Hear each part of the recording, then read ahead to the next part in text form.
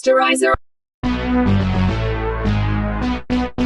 Sanibona ku part 2 we-series yethu The Glory. Njengoba sigcina uDongiyun ebuza uYoungjin ukuthi uyena muphi ubaba wengane angakhuluma naye. uYoungjin wavela wahluleka ukuthi uzothini, wayithulela. Nokwathi lethu uYoungjin wayecela umkhonyane wakhe uDoyoung ukuthi abahambise ingane yabo iyofunda phesheya khona izothola imfundo engcono. uDoyoung wabuza ukuthi uyicatshangiswa yini leyo nto. uYoungjin wathi kumkhonyane wakhe ukuthi uclass teacher waleyo ngane akekho right. uDoyoung wadideka watshela unkosikazi wakhe ukuthi uzohlangana naye lowo thisha akhulume naye. uYoungjin wethuka watatazela washintsha subject. uDongiyun ngokuqhubeka neplan ye-revenge wahlangana naye uMyang-Oh. uMyang-Oh watshela uDongiyun ukuthi usephinde wathola okunye ukungcola kwabanye ababili ababebhulisha uDongiyun. Ethi ngithole i-history kaSarah lo zalwa umfundisi ukuthi ube isigqila seyidakamizwa. Ethi ngithole ne-information ngalo mndeni o-rich la ekuzoshadela khona uHye Jong njengoba ezoshada maduze. Ngesonto uSarah wayethandaza nabanye abazalwane esontweni likababa wakhe, nokwathi mayiqeda wethuza ukubona uDongiyun esontweni likababa wakhe embuka ngqo emehlweni. Wethuka baphuma bayokhulumela ngaphandle kwesonto. uDongiyun wasabisa uSarah ngokuthi uzom-expose ukuthi ubedla iyidakamizwa. Wathi uDongiyun kungenjalo ngikunikeza 2 weeks ukuthi ugcwalise isikhwama sezimpahla zokugqoka sigcwale imali phakathi. uSarah wazama ukumemeza uDongiyun ngendlela babemsabisa ngayo kuqala, kodwa kulokhu uDongiyun wavela wahleka kunokuthi asabe njengakuqala. uDongiyun wabamba uSarah wamphushela eceleni, kanti kuzovele kusalela iy'nwele zikaSarah esandleni sikaDongiyun, owatshela uSarah ukuthi lokhu bekuseyisiqalo. Ngakusasa uSarah wayintshontsha imali yasesontweni lakubo wayigcwalisa isikhwama njengoba eshilo uDongiyun. Nakathi emnikeza uSarah watshela uDongiyun ukuthi thatha le mali unyamalala, kodwa uDongiyun watshela uSarah ukuthi kusenzima kakhulu engisazokwenza, kuseyisiqalo lesi. Wathi esehamba uDongiyun nesikhwama semali wambamba uSarah wathi kanti phezu kwemali engaka nginike yona usafunani. uDongiyun wathi kuSarah musukungibamba, waphuma wahamba uDongiyun wasala wabamba ikhanda uSarah esekhala. uDongiyun wafonela lo mama oneni bahlanganele ema-bathroom wamtshela ukuthi akalandele uHye Jong. lo mama oneni waswapha ifoni yakhe nekaHye Jong. wathi mayinothisi uHye Jong kanti sekulate ngoba uDongiyun wayese-unlock-e yonke into, ngoba wafica iy'thombe zikaHye Jong eshuthe namadoda amaningi ahlukahlukene, kodwa futhi uDongiyun wayesezwile ukuthi uzoshada uHye Jong. Siyathola ukuthi kulabantu ababexhaphaza uDongiyun, uHye Jong wayeyi-weak kunabo bonke ababexhaphaza, kanti futhi wayeyigwala ngendlela yokuthi kuba wayengahambi noYoungjin ngabe wayengaxhaphazeka kwayena. Manje siyathola ukuthi uHye Jong wayeplana ukuthi ayoshadela emndenini o-rich. uDongiyun ngoba wayesaqhubeka nemishini yakhe wanikeza uMyang-Oh elinye iphepha elalibhalwe i-address emtshela ukuthi hamba kule address uma ukuthi ufuna ukuthola imali. Ngempela wahamba uMyang-Oh waya kuleyo address wafica ukuthi indawo yasemakhazini, kanti phakathi wafica isidumbu senye intombazane ekuthiwa uSohee, naye iyayiqhashazwa njengayo uDongiyun. lo muntu osebenza emoshwala watshela uMyang-Oh ukuthi kuthiwa le ntombazane iyibulele, kodwa abazali bayo bakuphikisa lokho, bathi abazokuyingcwaba manje bengakalitholi iqiniso. uDongiyun watshela uMyang-Oh enye imfihlo ukuthi uYoungjin wabulala le ntombazane ekuthiwa uSohee ngoba wayehlezi njalo eyibhulisha, ethi ngambona emphusha ebuilding. le name tag yatholakala uYoungjin iyona eyiproof. uMyang-Oh zamjabulisa lezo yindaba ethi uzoblackmail uYoungjin ngemali engango-10 million ngoba u-rich. uDongiyun watshela uMyang-Oh ukuthi mina anginandaba nemali, ungayithatha yonke njengoba injalo, kodwa ngifuna into eyodwa nje, ungirekhodele. uYoungjin mayeseconfess esexolisa ngifuna ivoice yakhe kuphela. uMyang-Oh wahamba ngesithuthuthi sakhe wafonela amantombazane amathathu ayexhaphaza yena uDongiyun, waze wafonela ngisho umkhonyana kaYoungjin uDoyoung, kodwa izinto zashintsha ngoba uMyang-Oh wathi kwabulawa yena ngalobo busuku. abantu bebengazi ukuthi kwenzakalani kuMyang-Oh ngoba kwakuduma ukuthi wanyamalala, kodwa akekho noyedwa wacabanga ukufonelwa amaphoyisa ngoba bonke babeneyimfihlo. emva kwey'nsuku sekwashona uMyang-Oh, uDoyoung umkhonyana kaYoungjin wareceive enye envelope ebrown, phakathi kwaphuma i-business card kaMyang-Oh. kwase kuvela isithombe sakhe uDoyoung eshuthwe noDongiyun esitolo ngalesa sikhathi beshuthwa umuntu esasingamboni. esadidekile uDoyoung wafonela le namba kwi-business card kodwa angena ku-voicemail. ngokufuna ukuthola iy'mpendulo uDoyoung wahamba waya kuJae-Jun, kodwa uJae-Jun watshela uDoyoung ukuthi nami kade ngimfuna uMyang-Oh angimazi washonaphi. uJae-Jun wabuza kuDoyoung ukuthi kuye wakusabisa noMyang-Oh, wathula uDoyoung kangaphenduli. noJae-Jun wavele wayethulela wakhipha ugwayi. uDoyoung wanothisa ukuthi lo gwayi obhenywa unkosikazi wakhe uYoungjin. uDoyoung wabuza kuJae-Jun ukuthi bazana kanjani nonkosikazi wakhe uYoungjin. wathi uJae-Jun sazanile esikoleni, wasuka lapho wahamba uJae-Jun wasale ney'nsolo kakhulu uDoyoung ukuthi khona into efihla uJae-Jun, kanti siyathola ukuthi wayereceive i-email naye uJae-Jun ayengayazi iqhamukaphi nama-DNA results akhombisa u-99.9% wokuthi ubaba wengane kaYoungjin. wavele wethuka wamangala uJae-Jun ukuthi sonke sonke lesikhathi ingane yakhe ibiza enye indoda ngobaba. uDoyong wafuna indlela yokuveza iqiniso, kodwa noma ingakushongo direct wafuna ukushiya insolo emqondweni kaDoyong. Esebuyele ekhaya ntambama uDoyong wabuza unkosikazi wakhe uYang Jin ukuthi usabonana yini nalabo bantu ayefunda nabo esikoleni. Wayehlekisa uYang Jin wathi kwezinye izikhathi kuyenzeka ngiye kule sitolo sezimpahla zokugqoka sika Jae-jung. uDoyong wamtshela ukuthi ngikhuluma ngoMyang-oh. Wavele wethuka lapho uYang Jin washintsha ngisho ebusweni. uYang Jin wabuza kumkhonyane wakhe ukuthi uMyang-oh bekusabisa yini. Wamthusa lowo mbuzo uDoyong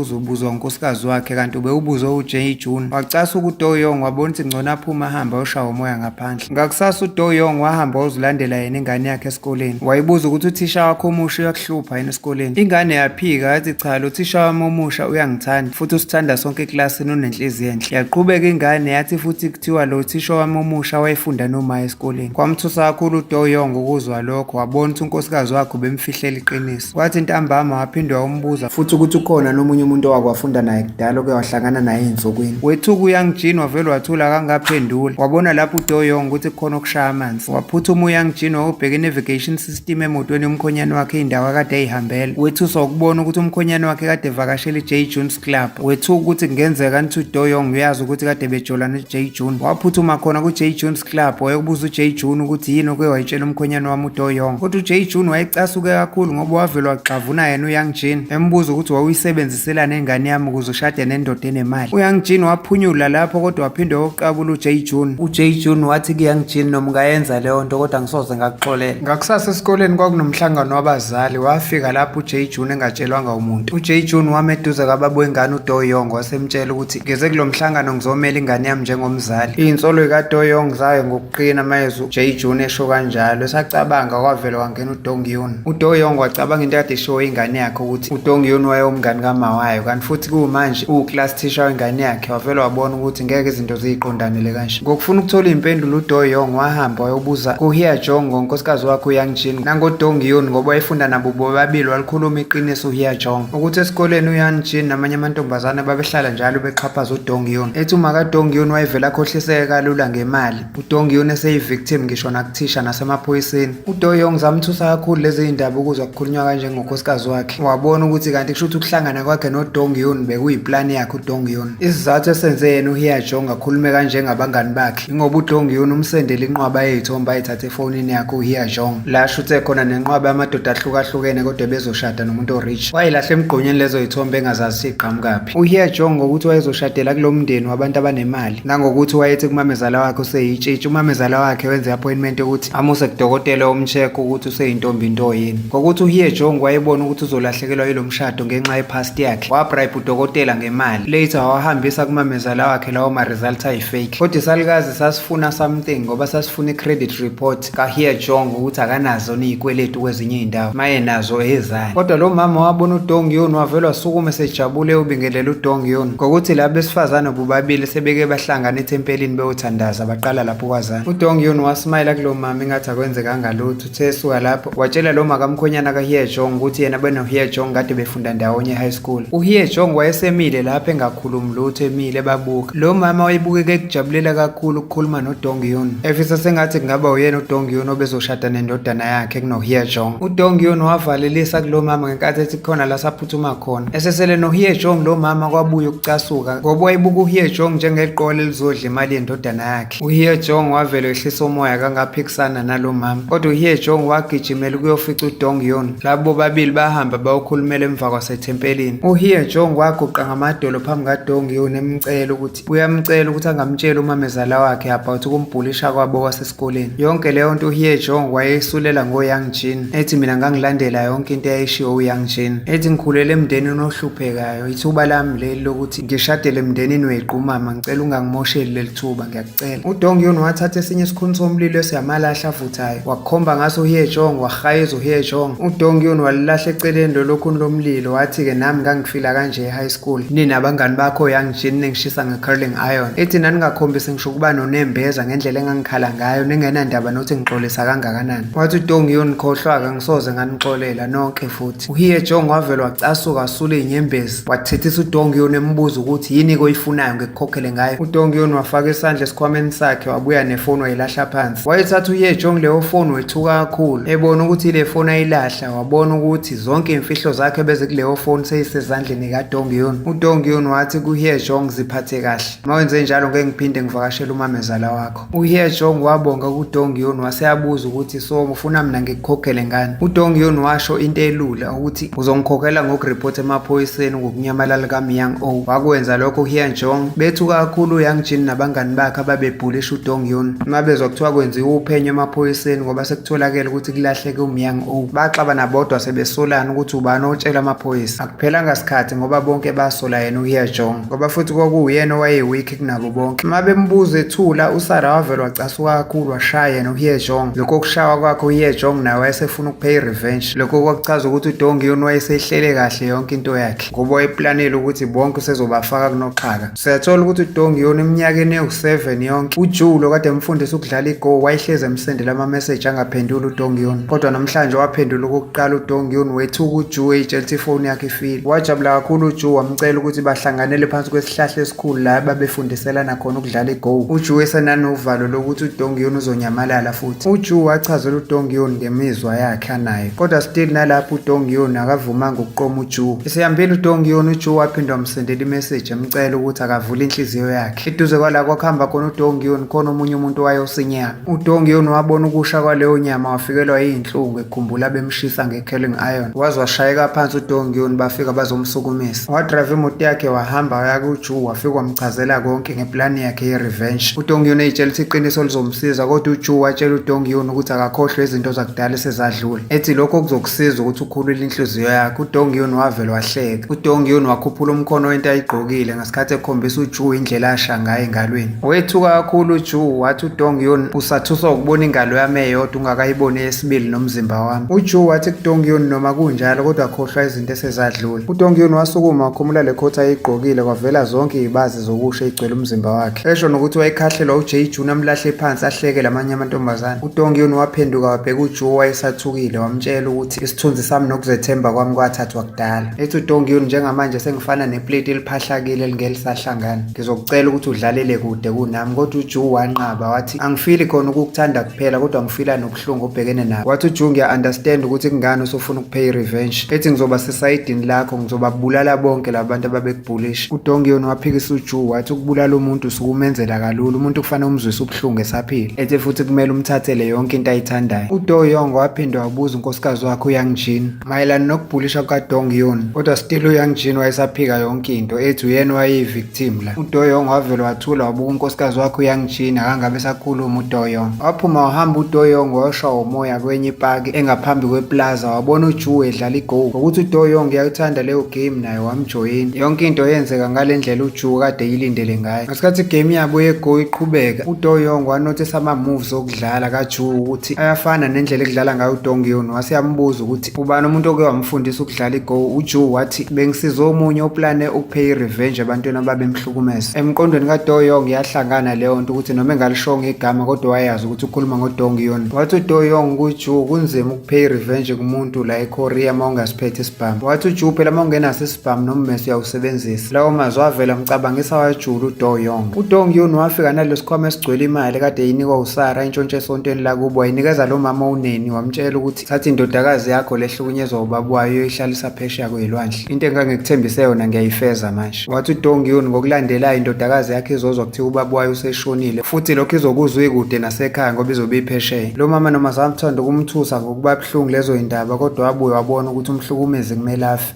lokho kuyoba ukuphepha kwengane yakhe. uYangjin naye wahlomisa yakhe impi ngoba waqasha umuntu ayefuna amtholele uDonghyun nokuthi uhlalaphi, kodwa kwathi uYangjin ukuthi lo Donghyun amfunayo kanti uhlala phesheya kwendlu yakhe. uYangjin waqasha umuntu weLocksmith osebenza ngokhiye wamenzela ukhiyo njengowendlu kaDonghyun, nokwathi ebusuku esebonile ukuthi ayikho imoto kaDonghyun waqonda khona. kodwa uYangjin wathi uma engena endlini kaDonghyun wethuka kakhulu ukuthi wathuswa yini. lokho ake sikubone ku-part 3 olandelayo. ungaphuthelwa, siyakubeka lapho part 2 siyayibeka lapha namhlanje. ungaphuthelwa imuvi elandelayo esizoyi-uploada ngekudala. Siyabonga ngokubukela iSterizer TV. ukhumbule ukusubscribe nokucindezela ulike kanye nebheli ye-notification ukuze ungaphuthelwa imuvi elandelayo ngokuzayo la kuSterizer TV.